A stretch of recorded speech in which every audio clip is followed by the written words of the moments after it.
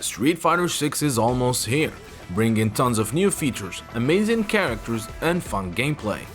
In my video review, which you can view from the link in the description below, I called Street Fighter 6 a genre-defining title and gave it 95 over 100 score. But in this video, I'm only going to review and talk about the highly anticipated World Tour mode and whether this side mode has what it takes to stand on its own. While I will not get into the spoiler territory when it comes to the game's story and ending, I will talk about two interactions from the game with one character, which is Ryu.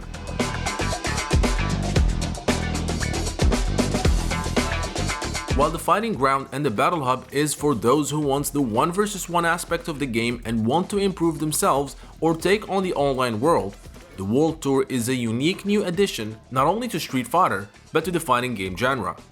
The World Tour mode is Capcom's answer to NetherRealm Studios' Mortal Kombat story mode, but instead of having a cinematic experience, which I'm also a big fan of, Capcom decided to create an entire RPG world within the game. The idea sounds similar to the Conquest mode from the 2006 Mortal Kombat Deception, but the execution, content, size, polish, and everything else is on another level. World Tour mode starts by requiring the player to create a custom character or avatar. The created character will then be used both in World Tour as well as in the Battle Hub, which we will discuss later. But let's start with the creation process.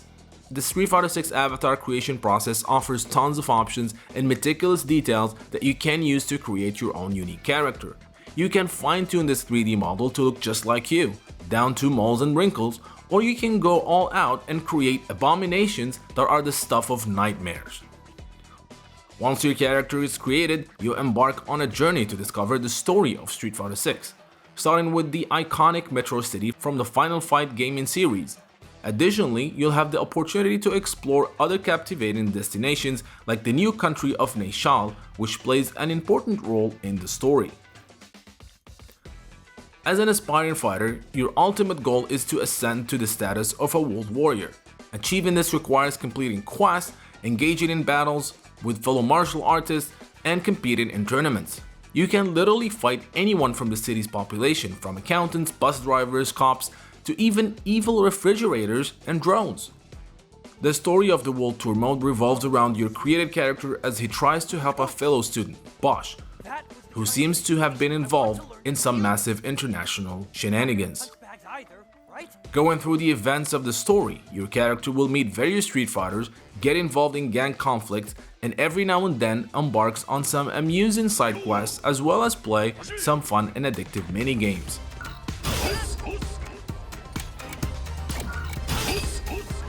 The gameplay seamlessly transitions between immersive exploration and intense one-on-one battles. Some encounters even present specific objectives that, when accomplished, yield enticing rewards and in-game currency. The World Tour mode offers a day-night cycle, with certain missions and characters being only available at night, like certain gang members for example, and there's also a whole economy system where you earn fight money, or zennies, from fights and part-time jobs that you engage in. You can then use that money to buy clothes, usable items during battles, or foods. All these items are purchasable using the in-game currency only, and not real microtransaction, which is a welcome thing.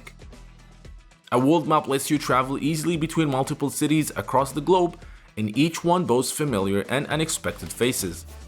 The character will need to find some of the Street Fighter cast and enrolls under them as a student to learn various techniques. You can mix and match various special attacks, like having Ryu's Hadouken with Guile's Flash Kick and Blanca's Roll. As you meet these iconic warriors, you are encouraged in creating a bond with them. This involves giving them gifts, sparring with them, and doing some quests for them. As these fighters open up to you, they start sharing stories from their past. And the amount of lore nuggets and tidbits is beyond anything I could have imagined. For example, I got to see Ryu struggle with using a smartphone and learn about emojis for the first time. While he also told me about how he always had trouble at airports for always wearing his karate gi and traveling barefoot during the Street Fighter 2 in 4 days, and how Chun-Li pushed him to buy clothes. For a fighting game lore fanatic like myself, this was so addictive and I found myself going back to each of these characters over and over again to learn more. When you start the quest, your character is mostly regarded as weak by the NPCs, especially at night where gang members ran rampant. Running around Metro City at night in the early stages can be annoying as pretty much everyone attacks you on sight, making the fights quite often tedious and might feel repetitive. Luckily, as you start ranking up, the majority of these low-level thugs will start showing fear and will try to avoid you, making exploration at night much more enjoyable. Speaking of leveling up, Street Fighter 6 World Tour offers multiple ways of getting your character stronger. First, you have the main leveling up. As you fight multiple opponents and progress through the story, you earn experience points, which then can be redeemed to unlock new capabilities through an elaborate skill tree. These could be extra slots for special moves or increase in attack stats. The skill tree offers many choices on how to progress, giving you tons of options on which stats you want to improve.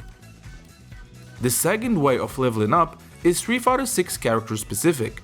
As you enroll as a student to feign Street Fighter characters, you start leveling up using their fighting style. This happens naturally as you choose the said character style as your main one. You can switch between styles anytime during your journey, but sticking to one will allow you to bond faster with your mentor, leveling up quicker, and also unlocking more lore information. Besides the lore information you get from talking to various Street Fighter characters, Metro City and Neogeonow, the two explorable cities in World Tour mode, offer tons of cameos. I run into Carlos from the Final Fight 2 game and had to fight him.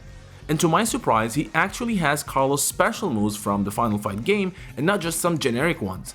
Same goes for Retsu from the first Street Fighter game. The World Tour offer other localities like London, the Thunderfoot Tribe, Jamaica Beach, Italy's Colosseo, among others, as destinations to travel to. But these are just small locations to meet the characters and not explorable like Metro City and Neogeonow. Both cities that are vast enough to spend hours wandering around and talking or fighting citizens.